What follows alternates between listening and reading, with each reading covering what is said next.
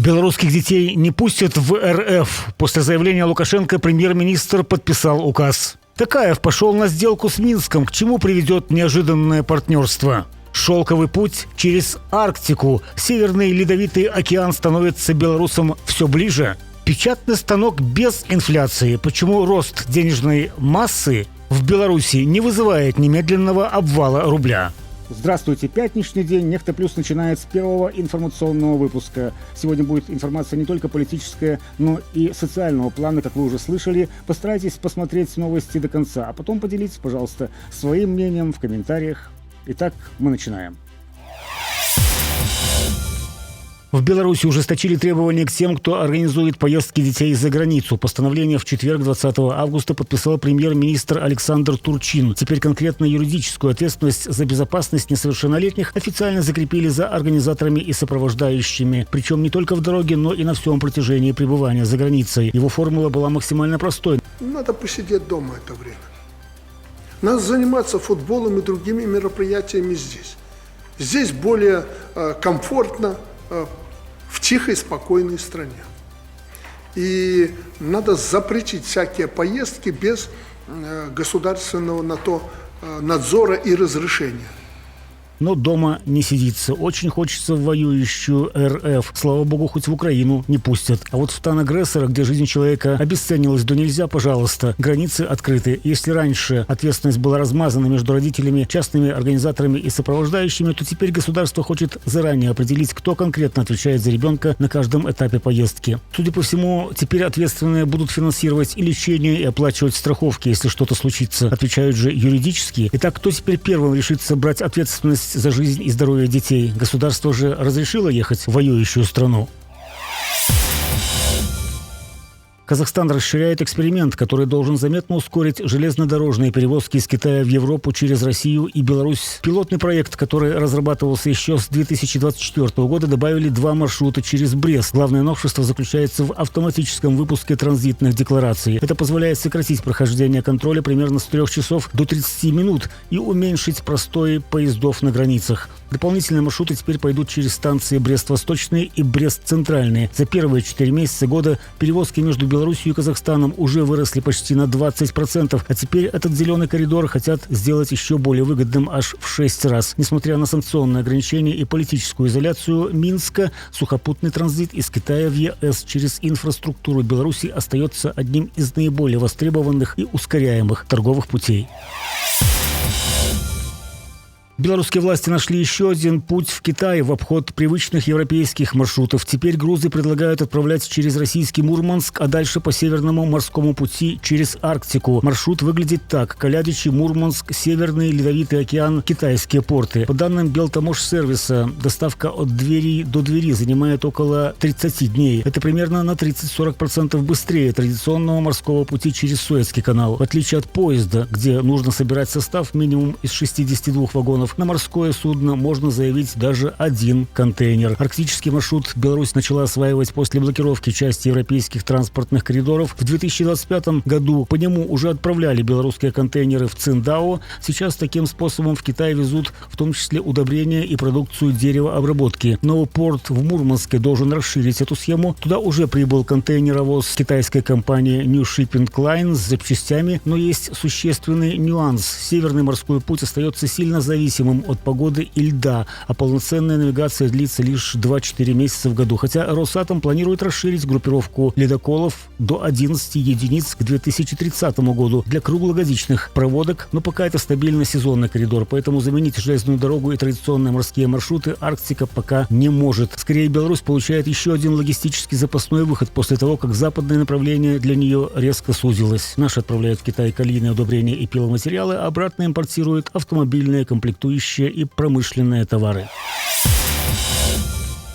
И раз уже заговорили на эту тему, то еще о белорусском калии. В связи с блокировкой Ормузского пролива цены на азотные удобрения взлетели на треть, но и тарифы в связи с санкциями сразу повысились до 45 евро за тонну. Тем не менее, поставки из Беларуси в КНР возросли до максимумов. Данные китайской таможни за 7 месяцев 2026 года подтверждают, Пекин стремительно наращивает закупки калийных удобрений из Беларуси, закрывая глаза на санкции и логистические сложности. За прошлый месяц там закупили белорусского калия на 113 миллионов 600 тысяч долларов. Это в 6,5 раз больше, чем в июле прошлого года и почти вдвое выше показателей июня 2026. В январе-июле поставки из Беларуси в Китай достигли 809 миллионов 860 тысяч долларов. Рост более чем в 2 раза год к году. Беларусь уверенно держится в топе поставщиков, уступая России. Но свои продажи резко увеличили также Канада, Израиль и Лаос. Несмотря на логистические костыли и закрытые европейские порты, режим сбывает сырье в Азию с огромными дисконтами и повышенными затратами на транзит. Но за счет объема и мирового роста цен на калий судорожно формирует все-таки валютную выручку. Слово «судорожное» очень подходит и к следующим цифрам. За 2023 год выручка Беларуси от калия на китайском рынке превышала 1 миллиард 300 миллионов долларов. В 2025 объем снизился до 747 200 тысяч миллионов долларов из-за падения мировых цен на минеральные удобрения и жесткой конкуренции. А на начало 2026 года за первые 2 месяца Китай импортировал белорусского калия всего лишь на 277 миллионов 700 тысяч долларов, но и за первый квартал общая сумма 409 миллионов 900 тысяч долларов.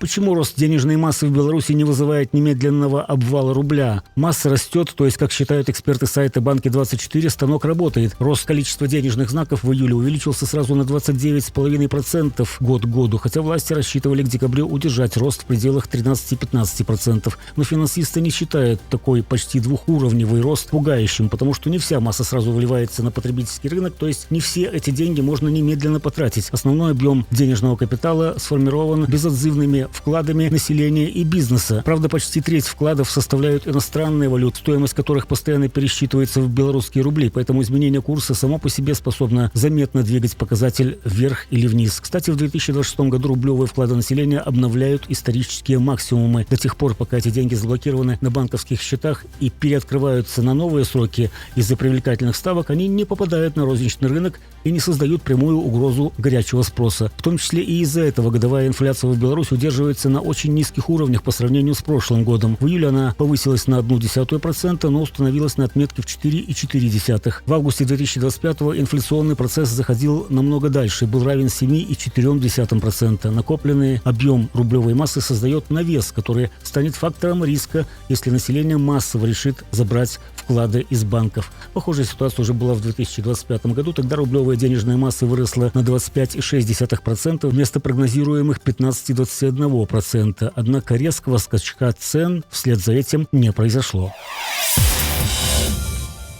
Лукашенко растянул удовольствие общения с мьянманским президентом на 2 дня. В четверг рабочая программа начиналась с переговоров в формате тет-а-тет в домашней обстановке и неформального ужина, а уже в пятницу официальные переговоры с главой военной хунты Мин Аун Хлайном на камеру. Планируют подписать документы по торгово-экономическому, научно-техническому и правовому сотрудничеству. Правда, как оказалось, денег на эти программы нет вообще на данный момент. Сначала подписать бумажки, а там как пойдет. И премьер-министр Турчин этого не скрывал. Для перевода достигнутых договоренностей в плоскость реальных капиталовложений необходимо завершить формирование бесшовной юридической среды и гарантировать безусловную защиту капитала, прозрачность правил игры и механизмы вывода прибыли.